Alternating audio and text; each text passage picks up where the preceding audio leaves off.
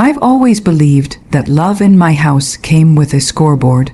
On one side stood my sister, Mira, brilliant, disciplined, and endlessly praised.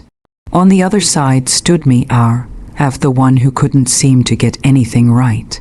If Mira was the sunrise, I was the shadow that followed, unseen, unwanted, and often blamed for blocking the light.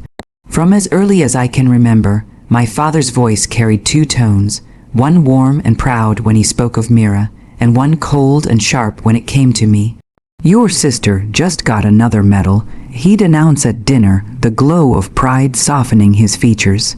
"She's always been responsible, always known what she wanted." Then his eyes would turn to me, heavy and disappointed. "And you can't even hold a job for 6 months. When will you start acting like an adult?" I used to pretend those words didn't hurt. I'd laugh it off, make a joke, or stare down at my plate until he stopped talking. But inside, each word carved a small crack in my heart, cracks that would one day become canyons. When I lost my job at the small advertising firm, it felt like the final confirmation that maybe he was right. The company downsized, and I was among the first to go. For weeks, I lived off instant noodles and coffee, sending out resumes that no one answered. My savings evaporated, and my confidence followed soon after. One night, as rain drummed against the windows of my tiny apartment, I did something I hadn't done in years. I called home. I don't even know what I expected. Maybe comfort, maybe kindness, maybe just someone to tell me I wasn't completely worthless. My father answered on the third ring. His voice was as firm as ever. "Hello, Dad, it's me," I said softly. There was a pause, a short silence that already told me I wasn't welcome. "What is it?" he asked flatly. I swallowed hard. I lost my job. Things have been rough. I was hoping you could help me a little, just until I find something new. He sighed, a long, heavy sigh that felt heavier than the silence that followed. Then came the words that I would never forget. "Your sister is successful and responsible, unlike you. She doesn't need help. You should learn something from her." The line clicked dead a moment later. I stared at my phone for a long time, listening to the emptiness on the other end. The rain outside seemed to echo his words, every drop whispering the same judgment. For the first time, I didn't cry, I didn't shout. I just sat there, numb, staring at the reflection of a man who was tired of being compared. That night, something inside me shifted.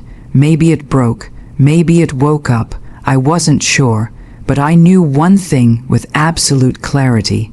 I would never ask him for help again. If he believed I was a failure, I'd show him what failure could build when left alone. And that was the night my real life began.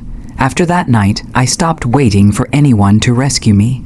No one was coming. The world had made that painfully clear. So I packed what little I had into a worn backpack, sold a few things I didn't need, and left the city that had chewed me up and spat me out. I didn't know where I was going, only that I needed to move, far enough that my father's voice couldn't echo in my ears anymore. I found work wherever I could. During the day, I delivered food on a borrowed bike.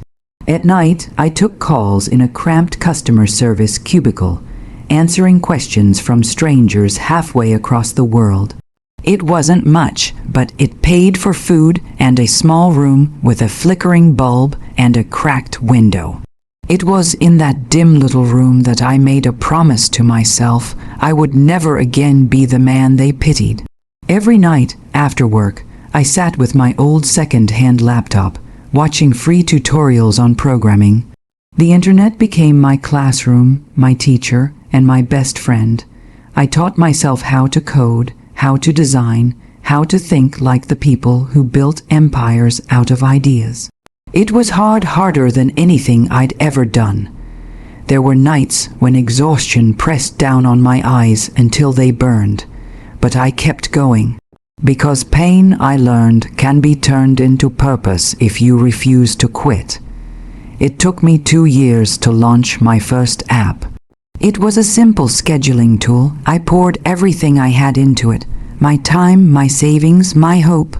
And when it failed, when only a handful of people downloaded it before deleting it the next day, I sat staring at my laptop screen in silence. But this time I didn't feel broken. I felt prepared. Failure wasn't my enemy anymore. It was my mentor. I tried again. The second project gained some attention. A few small companies started using it, and I began earning enough to quit my other jobs. Then came the third project, a digital solutions platform designed to help businesses manage remote teams. That was the one that changed everything. Investors started calling. Emails filled my inbox. Within a year, my tiny one-man venture turned into a registered startup, Novi Byte Technologies. I hired my first employee, then 10 more.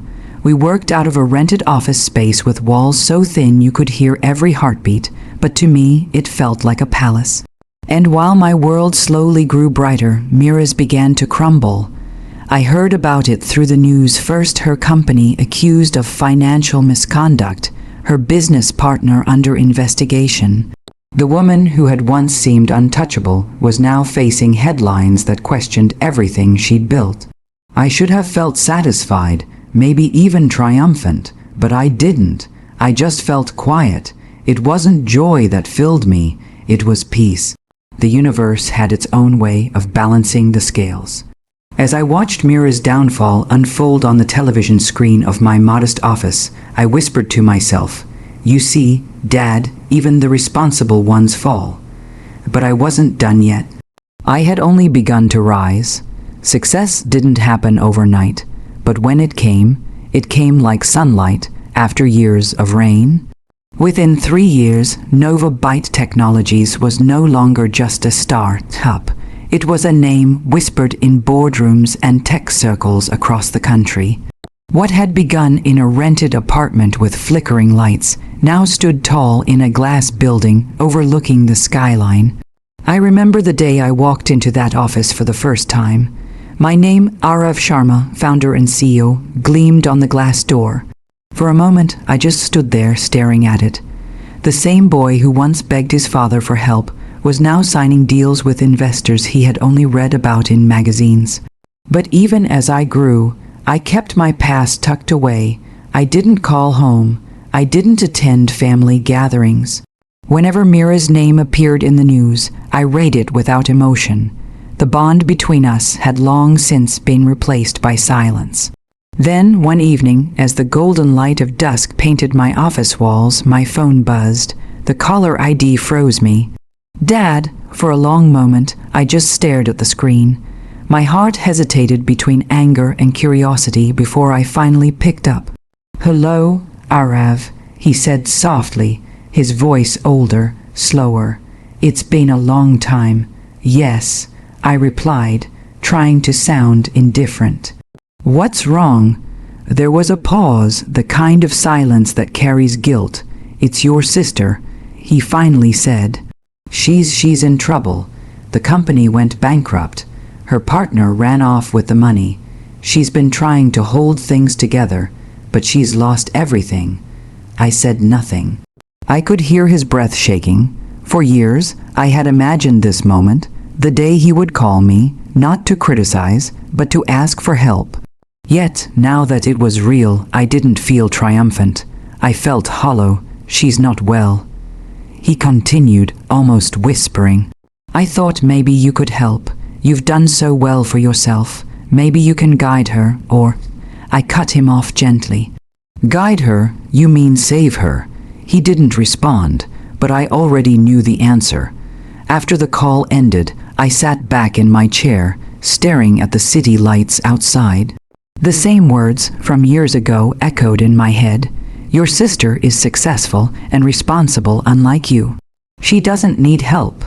And now, here we were. Part of me wanted to ignore him, to let them feel the sting of neglect I once endured.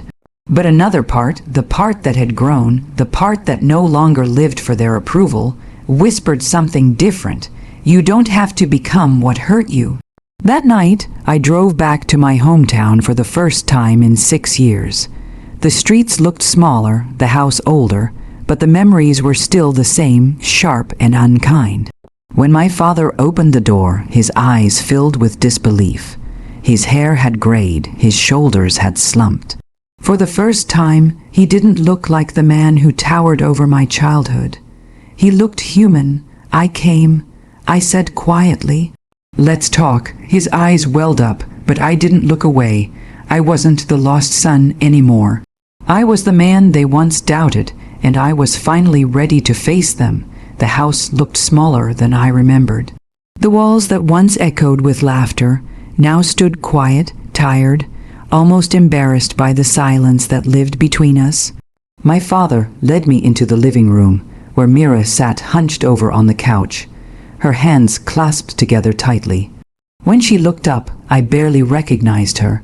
The woman who used to walk into rooms with perfect posture and practiced confidence now had tired eyes and trembling lips. "Arav," she said softly, voice cracking, "you came." I nodded, keeping my expression calm. "Dad said you needed help." Tears welled in her eyes before she could speak. "It's all gone, Arav. The company, the savings, everything. My partner, he took the money and disappeared. I trusted him too much." She tried to laugh, but it came out like a broken sigh. "I thought I was so responsible, so smart. For a moment, I didn't say anything. I just looked at her, this woman who had been my father's pride, my constant comparison, my mirror of inadequacy. But seeing her like this, fragile and human, something inside me softened. Dad stood behind her, looking smaller than ever. His eyes darted between us, filled with a guilt he didn't know how to voice. "She's been through enough," he said quietly. "I know I've said things before, Arav, things I shouldn't have, but she's your sister. She needs you." The old me might have snapped, might have reminded him of every word he'd thrown like stones. But I wasn't that boy anymore. I had built myself out of those stones. "I'll help," I said finally. Both of them looked up in shock. "I'll clear her debts and buy what's left of her company. But," I added gently, "I want honesty this time. No secrets, no ego. Mira, you'll work with me, not under me, not over me, just with me." Her tears finally spilled over as she nodded, whispering, "Thank you."